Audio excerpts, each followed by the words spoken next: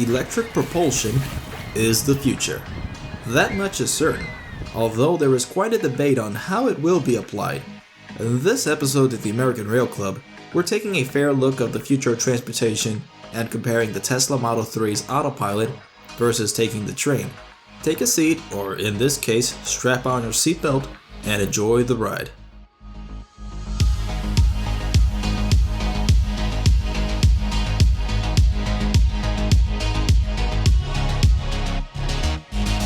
Big shout out to Turo for making this video possible.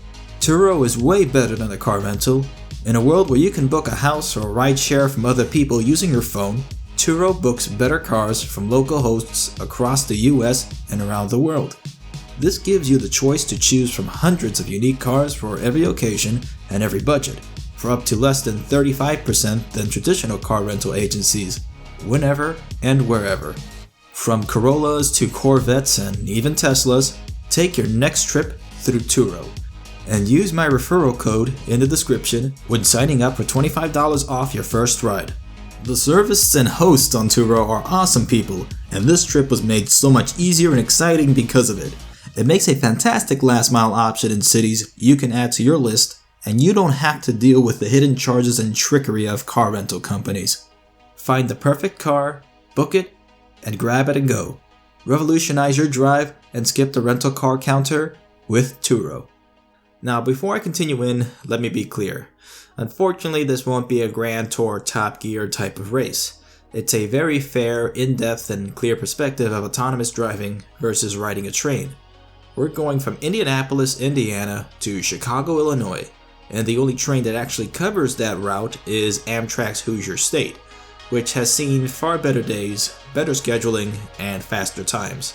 Also, the governor and legislature of the great state of Indiana is about to kill the service after years of choking it out. More on that in another video. So there's no contest in terms of driving time versus Amtrak. Your grandma and her Buick Regal would have no problem. Beyond the clown world that is America's failing infrastructure, there are solutions coming into place to fix our ground transportation. One in particular aims to solve not just our pollution issues, but our traffic woes. The Tesla Model 3. The culmination of Elon Musk's promise for an affordable and awesome electric car that looks to usher in the next step of not just electric cars, but for autonomous driving. Already looking at the car, its design is unlike anything else on the road, and instantly recognizable. The interior is also unlike anything else. Modern and minimalist is an understatement here, as all the information and controls for the car is all on one massive iPad touchscreen infotainment system, controlling everything from radio, navigation, climate, windshield wipers, your glove box, and comes with some fun extras stowed away.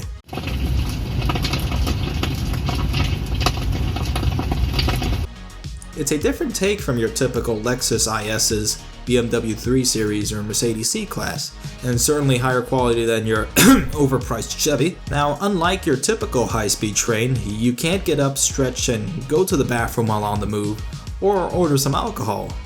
But you can kinda sorta enjoy looking out the window without driving.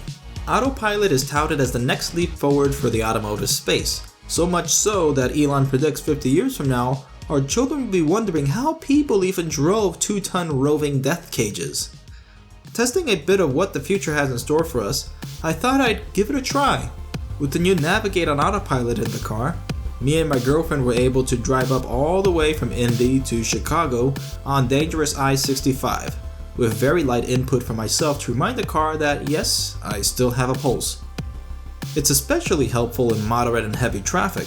Tesla's autopilot drives like a very careful grandpa, the type that wakes up at 9 AM on Saturdays to mow his lawn. It's refreshing to not have to think in heavy traffic and have the car do it for you, and it's actually quite safe on the road in many conditions. The Model 3 did avoid one collision where a trucker was half asleep or drunk. You can barely tell in Indiana. He swerved into the lane and the Tesla was able to avoid it. Granted, I was on the wheel ready to take over the entire time, but realized afterward it was still on autopilot. There are many examples of Tesla saving lives, and this is an absolutely fair point to give for the Tesla company. Their cars are far safer.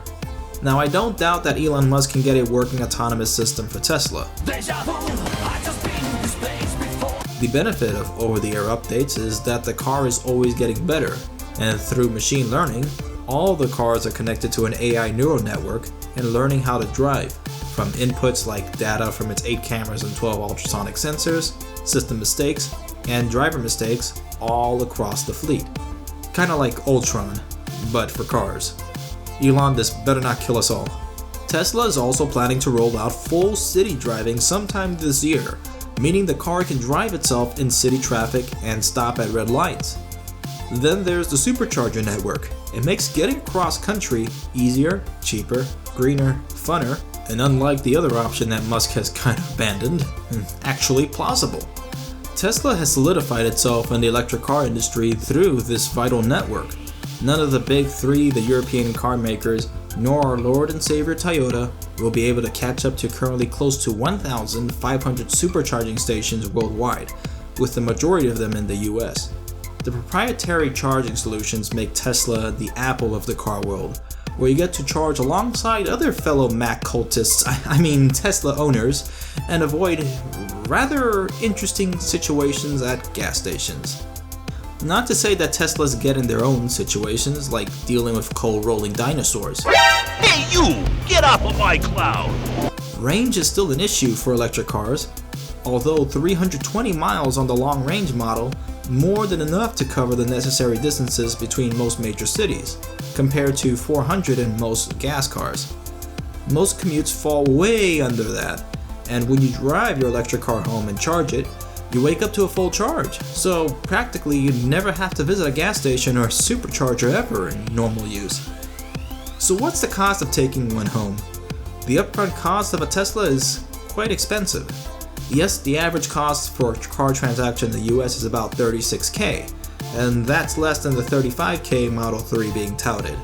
However, for most Americans making median wage, the $35K version is just that, a cheaper version of the 3. The cheapest one with autopilot is $45K. Honestly though, no car in that price range has autopilot. Compared to the new Beamer 330i, you're getting a car that is a smidgen faster to go 0 to 60, faster around the track, has more trunk space, and a continuously improving autonomous system. What many argue is that the Model 3 and all electric cars for that matter are actually cheaper in maintenance in the long run, since they don't require oil, gas, or anything that comparatively overly complicated internal combustion engines use. It's also cheaper to fill up. To get the equivalent of 300 miles on a Tesla, it cost me about $13. In a 330i at combined 31 miles per gallon, that's about $30 in gas equivalent. Electric cars performance-wise have already one-upped our precious gas cars on the drag strip, the Nürburgring, and on the road. It's the automotive equivalent of Saitama or One Punch Man, a seemingly unassuming exterior ripping apart the competition with just one punch of the accelerator.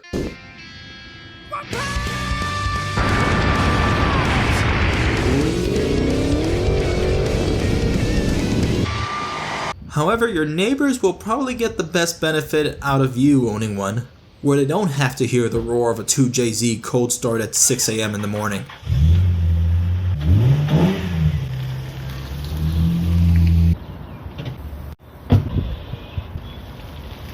My honest opinion is that the Model 3 represents the future for the car, no doubt, as they are becoming more available, cheaper, and people are even trading in their trusty Hondas for it. No joke. Whether us gearheads like it or not, electrics have proved themselves faster, easier to maintain, provide more torque, which will be fun once electric pickups start coming out. When it comes to self-driving cars, however, some experts and lawmakers are convinced that all they'll have to do is make cities compatible with self-driving cars, and traffic will sort itself out magically without a proper train network. To reiterate what I said earlier, autonomous cars will replace the car, not the train. Now, despite the fact that trains have had the ability of autonomy for far longer, taking a high-speed train between two major cities in the same region makes far more sense. To compare moving the same amount of people powered by electricity, the Model 3 has a capacity to seat 5. Your typical Nozomi N700 Shinkansen can move 1,323. That means you'll need about 265 Model 3s for that capacity, and that's assuming everyone is buying a $35K car rather than a $100 ticket. On top of that, you can fully relax comfortably in the Shinkansen. You can get up and walk, go to the bathroom, plaster yourself with alcohol, all at close to 200 miles per hour. Now maybe you can get away plastered in the Tesla, but Sergeant Freedom Man isn't going to buy that. Yeah, 3 cheeseburgers, 2 large fries, 2 chocolate shakes, and 1 large Coke. And some flapjacks. Too early for flapjacks? And then there's the power consumption.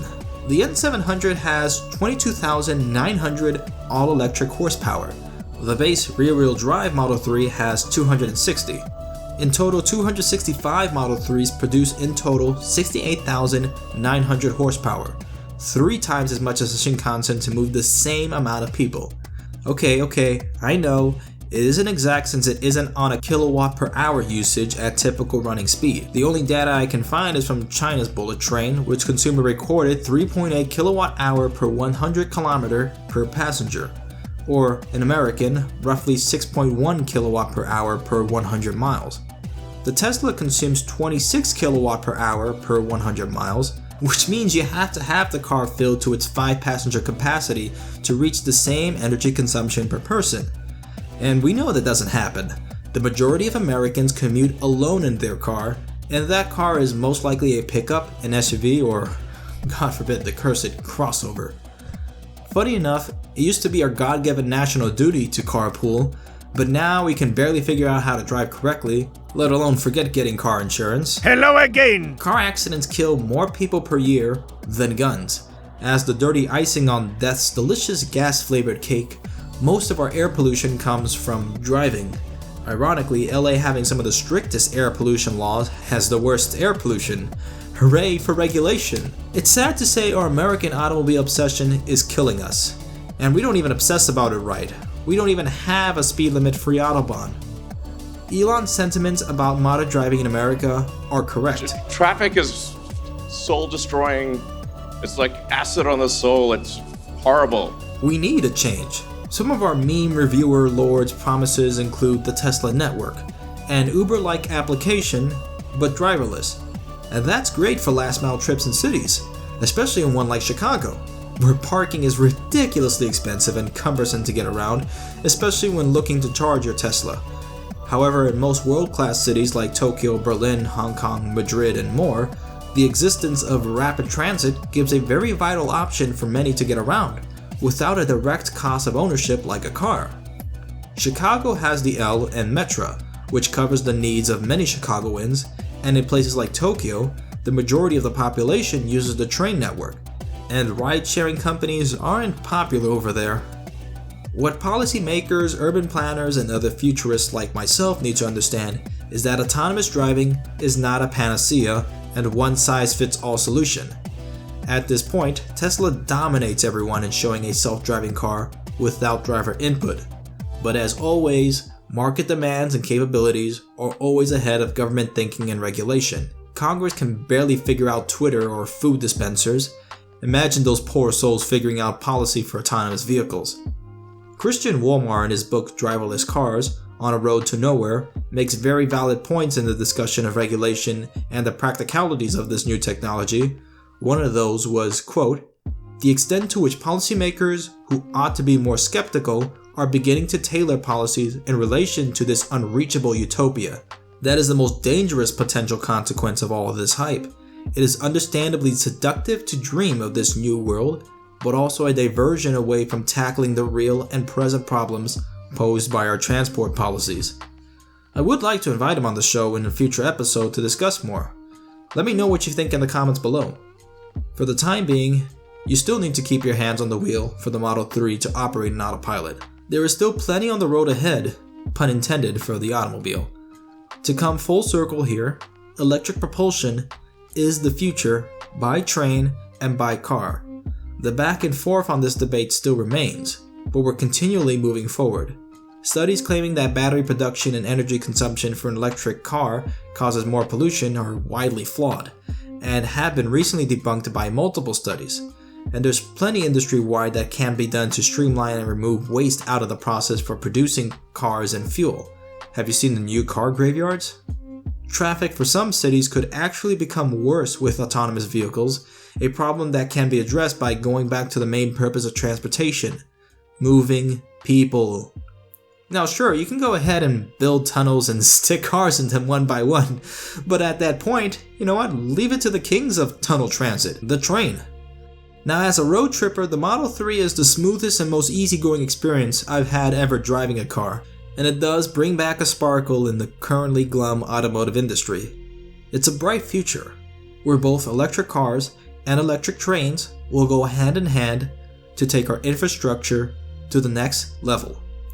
I will be getting a Model 3 in the near future, but in the meantime, I'll still be working on ultimately bringing high-speed rail to the US, for the day I can fully relax on the train that can drive itself.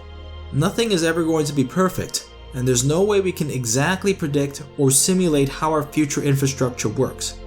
We're at a crossroads of technology that is now learning to constantly adapt to our surroundings, and with each turn, improve.